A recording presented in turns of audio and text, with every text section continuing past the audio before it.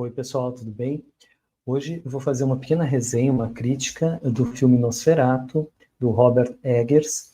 E o pessoal tem gostado, né, dessas resenhas sobre filmes, que é uma coisa um pouquinho diferente, porque eu não sou da área exatamente, mas gosto bastante do filme. Então, sobre o Nosferatu. Primeiro eu pensei que ele ia ser um remake, né? Então, seguindo exatamente o filme de 22, né? Em preto e branco, que ele seria assim como uma regravação. E pensei até que ele podia ser um pouco chato, né, por causa disso. Justamente, né, porque essa história foi contada milhares de vezes, né.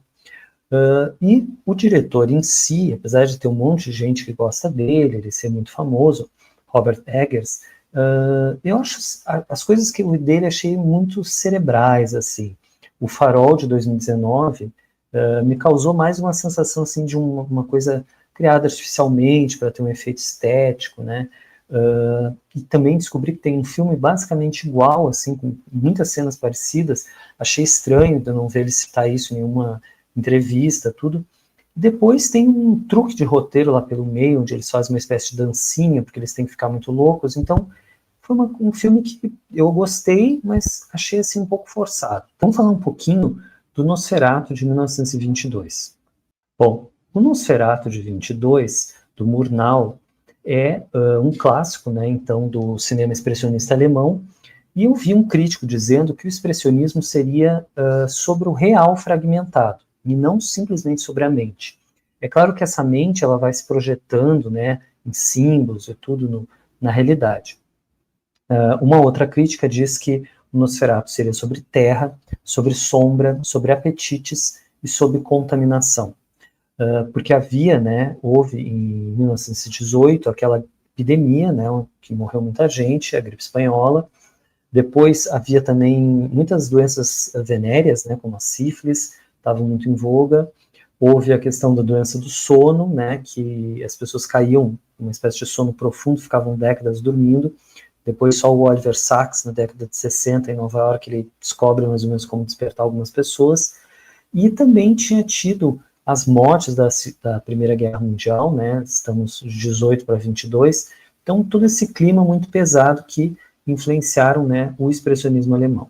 Bom, depois nós temos o filme de 79, do Herzog, e ele vai se concentrar na vida privada, é um filme assim, que começa numa casa, na casa do casal, então o filme é muito sobre essa relação do casal, é uma, digamos, uma releitura, né, uma refilmagem do Nosferatu. E então, basicamente, o Eggers pega cena a cena desse filme e moderniza, né, com os recursos atuais, com muito mais grana, como se fosse uma reciclagem imagética, né. Então, por exemplo, mesmo dentro do castelo, né, aí vocês estão vendo uma cena dentro do castelo, já no castelo do Drácula, né, que seria o Nosferatu, então é tudo muito mais, o próprio castelo passa uma ideia de uma coisa normal, né, uma vida comum, digamos assim, muito mais próximo da realidade. Tem essa questão do olhar de desejo, né, que o vampiro vai ter sobre ele, que é um olhar assim, uma fome.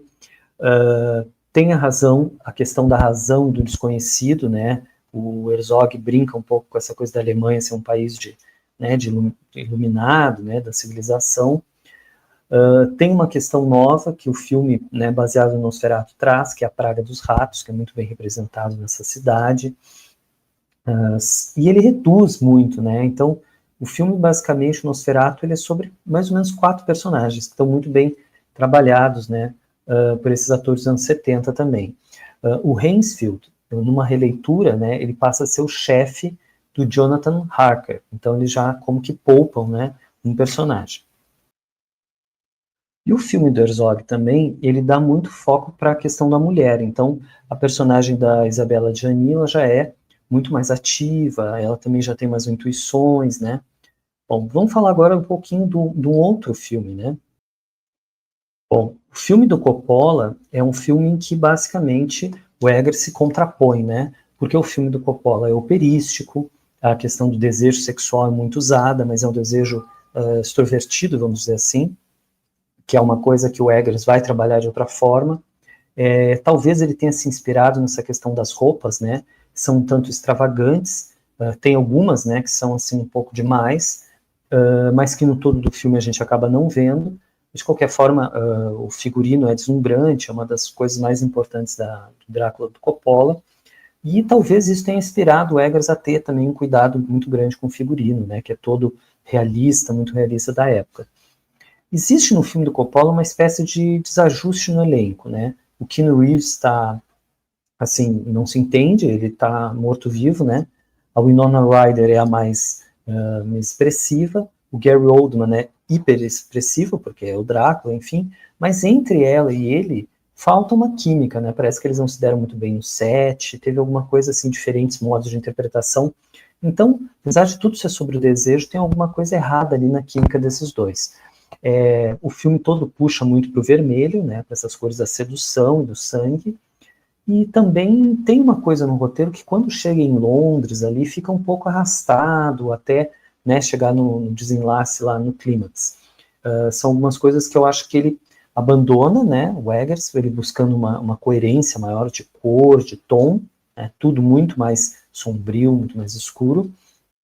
Bom, o filme do Eggers eu achei uma obra-prima, me surpreendeu muitíssimo, porque, como eu disse, né, eu estava achando que, enfim, que ia ser mais, assim, um filme cult, aquele hype, né, porque eles trabalham muito bem o marketing, tem um pouco de hipster, né, no trabalho dele, assim, mas é um trabalho realmente beira a perfeição, né, tem uma coerência muito grande da fotografia, os cenários são muito bem mostrados, com paisagens belíssimas, as casas, é tudo muito bem reconstruído, então você tem cidade, você tem montanha, você tem castelo, né, e ele tentou mostrar um pouco, como vocês estão vendo aí, a vida do rei Vlad, né? Ele tentou pesquisar como eram, né, esses guerreiros lá do século XIV ou XV, não sei.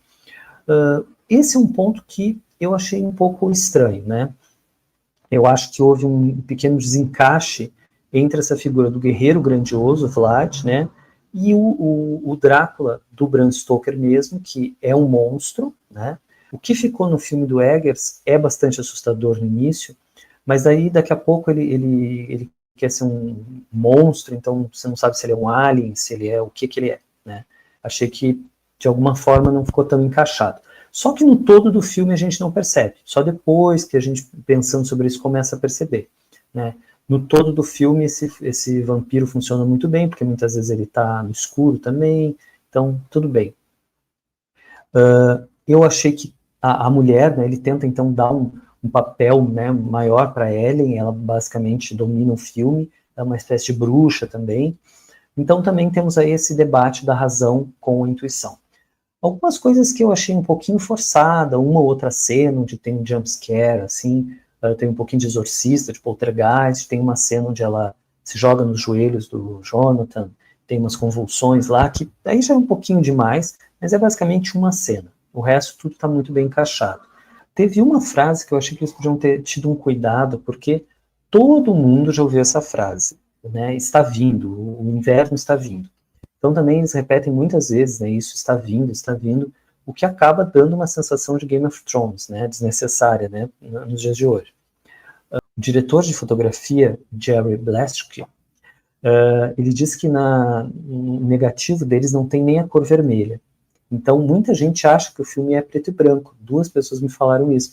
O filme não, o filme tem cores, só que são cores dessaturadas, né? Tudo puxando realmente para o branco, para o preto e algumas, né, o fogo. Eles usam muito velas, fogo natural, né, em vez de uma iluminação artificial, e também muitos espelhos para amplificar essa luz, né? Que é muito interessante, tentando tornar a coisa toda muito, muito bonita, né? É um filme muito bonito, o roteiro é excelente. O final, eu acho que hoje, né, talvez fica um pouco assim, triste demais, né, porque a gente, enfim, a gente acha que a heroína podia vencer, ou podia ter alguma coisa assim mais neutra, mas não, ele realmente, né, tipo assim, já estava escrito, né. Bom, o que é mais difícil, né, com relação a um filme como esse, é você criar uma linguagem autoral, né, porque realmente é um filme que já foi mostrado muitas vezes, um tema que já foi discutido muitas vezes, sobre, né, já virou até piada, virou desenho animado, então é muito difícil ter um Drácula convincente. Eu acho que o que mais pega nesse filme é que ele é muito convincente, você realmente entra ali no espaço, até mais convincente do que o Coppola, no sentido de que, como ele é menos grandioso, menos teatral, tem menos, tem uma sensação de realidade mesmo, de que aquilo poderia acontecer. É muito bom quando você vai ver um filme e você diz, puxa, valeu a pena, né, o cara ter feito esse filme, valeu a pena ele ter gastado o dinheiro que ele gastou. Então, eu me surpreendi muito, porque, como eu disse, eu também não sou um fanático pelo diretor, e acho que ele realmente acertou em tudo, né.